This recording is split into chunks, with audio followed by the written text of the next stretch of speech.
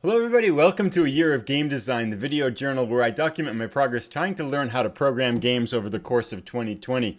And this is the episode weeks 21, 22, 23, and 24. It's been 4 weeks since our last episode. A lot of things happened. I did miss 5 days as we had kind of a rough stretch of events there towards the end of May. But with that being said, other than that, things have gone pretty well. Finished up the project I was working on, so we'll take a look at that. And I've started the next thing in moving forward with this adventure. So I want to talk a little bit about that, and then we'll come back at the end. I just want to talk a little bit about kind of plans and goals for the future. Overall, I'm pretty optimistic about what's happening and where I'm going, and it's feeling pretty good. So let's jump in and take a look at Glitch Garden, which was the game that I made through the Udemy course I was taking. So we're looking at the Unity interface here, and this is basically the completed version of Glitch Garden. Now, it does have a couple of bugs. This was about a month-long project, I'd say it took me, through the Udemy course that I was taking. And again, the goal of this is about a half an hour, at least a half an hour of programming and coding a day. Most days going about a half an hour to an hour. There was that 5-day stretch in there that I missed. So this is all done. So this is basically along the lines of a Plants vs. Zombies clone. And this was a lot of fun to make, and I learned a ton of stuff with it. Let's fire it up here and play. So we should hear the music. It's going to take a second to load. One of the cool things, it's got options, so the volume can change and stuff like that, and difficulty levels. It's got a default difficulty level you can click it back to. You go back and you can start the game. And as it loads up in the top right here, I better throw down some stuff here. Let's get some cacti down. And then these are the trophies that generate stars in the bottom left-hand corner. And again, the idea is it's kind of throwing stuff at you. Let's throw down these little gnomes here. They're just badass. They kick butt here. So let's throw down some more sun makers. And you can see as we throw down sun makers, our points are going up. Let's get another cactus down. Whoa, we're gonna need help up here. Don't die, Mr. Gnome. Yes, good. We're looking pretty good here. Throw down another gnome. I think we got this 3 different levels. Sorry, I get distracted playing. There's 3 different levels. A lot of things going on here. So you got to kind of figure out how to put these down and code them and make this. The timer's going to run over there. We're definitely going to die here. Bang. Let's get a gnome down there. Bang. Okay, now we're double gnomed out. We should be pretty good. And there's different types of enemies that are attacking, different types of defenders, lots of stuff going on with the interface and things like that. And then there's 3 levels currently in the game right now. So again, this was a lot of stuff, especially all the stuff you can see going on with animation and everything like that. Just a ton of stuff in there. And so it's been a really fun game. Now, as the timer here runs out and the squirrel gets to the little squirrel guy gets to the right side, we still have 25 points worth of base left. So even if this guy gets all the way across, he's going to have to eat his way across here, isn't he? There he goes. He's going to go. That's going to go to 24. But because the timer ran out, the enemies are dead, and then we win the level, kind of thing like that. Now it should kick off into the next level, and they get progressively harder, and there's 3 levels in the game. But that was a ton of fun to make. I learned a lot about animation, learned a lot about menus, learned a lot about all kinds of different things, and I felt like starting to get better with it. It's really a lot of the challenges towards the end of this one. The way I like about his tutorials is that he'll throw a challenge at you and say, okay, this is what we're going to do in the lesson, but if you think you can do it beforehand, here's kind of what I want you to do. Go at it. And almost, I'd say more than half the time, I totally got them. But half the time it was I didn't quite understand his instructions, so I might have messed something up. But for the most part, it felt like it's starting to come together. So that's been really good. So I feel like I've leveled up in the past month with my my Unity skills. And then the question became, now what to do after this? So let's jump out of this and take a look at what's next. And I'll talk a little bit about some of my thinking, why I went that way with it.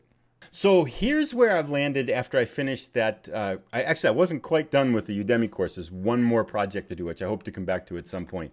But here's the thing I was thinking. I know what types of games I want to make, and I want to make games that aren't necessarily, we've talked a little bit about this before, aren't along the lines of kind of arcade shooters or platformers or kinds of things like that.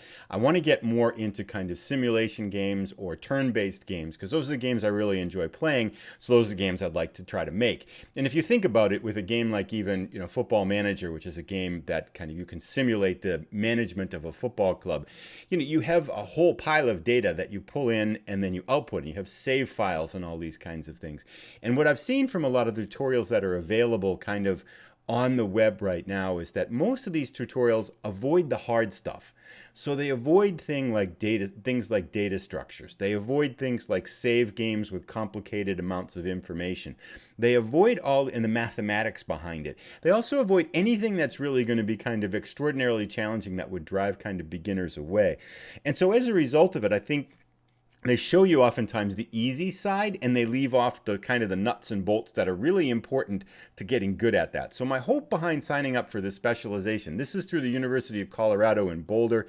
It's a 5-course specialization. So the first one, right, that I've just finished now with week 1, I'm about halfway through week 2 of the first course, is this Introduction to C# and Programming in Unity. And what's interesting is that even though I already know this, by the fact that they're taking a more academic approach and bringing in some math and stuff like that, I'm finding that there's places where I kind of have to scratch my head and look stuff up and figure stuff out. So even though it's that first course, I'm finding it's pretty challenging and has been useful so far. And I really like the academic and that they don't cut any corners. They don't do anything that's kind of doesn't follow good coding protocol. And so there's a lot of things that you just don't see in this kind of commercial tutorials that you see in an academic environment, because they don't have to cater to the easy side of it. They show you everything.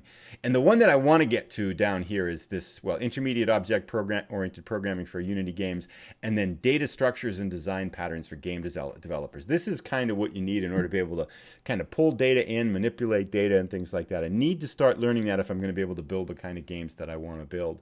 So that's where we are right now. This says it takes about 7 months to complete, but my goal, I have more time in the summer. My goal is to kind of down here approximately right over my head now, 7 months to complete, but I'm hopeful that I can finish it over the course of the summer here. So I'm going to try to crank away on it. And then let's leave this for a second. So far, so good with this. I'm going to leave this for a second and talk a little bit about kind of the goals and how things are feeling right now. So let's just jump right into that, and then we'll wrap up. So yeah, I think on the whole, things have gone pretty well. It was kind of a rough stretch there at the end of May with things going on around the world and stuff like that, and especially close by home here. But I feel like I've been able to kind of jump back into things and feeling okay and kind of moving forward. So that's good. And I'm excited about the University of Colorado specialization. I feel like that's going to be a good step. I'm hopeful that's going to be a good step. If it's not, when we get to the end, we'll find something else. But we're about halfway through the year right now. So as kind of a reflection on it, I'm pretty happy with how things have gone. I've missed 12 days in total, I think, over the course of the year, and more than made up for them. So what's that, about 170? It looks like it's going to be about 170 out of 180 something days over the course of the halfway point of the year. So pretty happy with that. Pretty happy with the progress I've made. I'm excited for the next step. Kind of want to take this and kind of figure out data. And then that, I think, would put me towards like end of August, kind of going into September, October, November, December, really start to crank away and start to make the games that I want to try to make. I've got an idea of one that I'd like to start with called A Striker's Life, where you start out as age 0. It's kind of a little bit of a life simulation type of thing, where each turn will probably be 3 months, and you kind of start out at age 0. You have some genetics and you pick some parents and stuff like that. So it's kind of seeing how this player evolves over the course of a lifetime, maybe a little mini game in there to shoot for goals and stuff like that.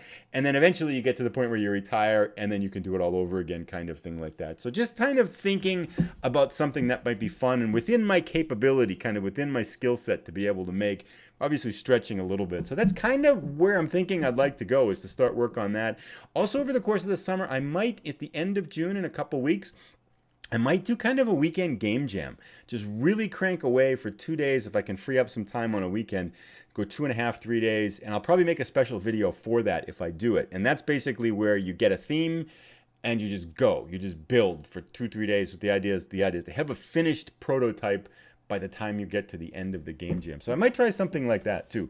But all in all, I'm pretty happy with things and how they've gone. So we'll drive on. I should get back to bi-weekly episodes now. So twice every other week I'm hoping to do. Going forward, just the last month, things got kind of derailed a little bit there for a while. So Other than that, things are going pretty well. If you're building stuff, I'd love to hear about it in the comments. If you've got ideas, thoughts, tips, or anything like that, things that you'd like to share, please feel free. I'd love to hear them. And I hope if you're doing game dev, I hope it's doing well. If you're doing YouTube stuff, I hope it's going well. And thanks again for stopping by. Oh yes, if you have enjoyed the episode, please give it a like. And if you'd like to keep up with things, please consider subscribing. We'll see you on the next episode. And thanks again for stopping by.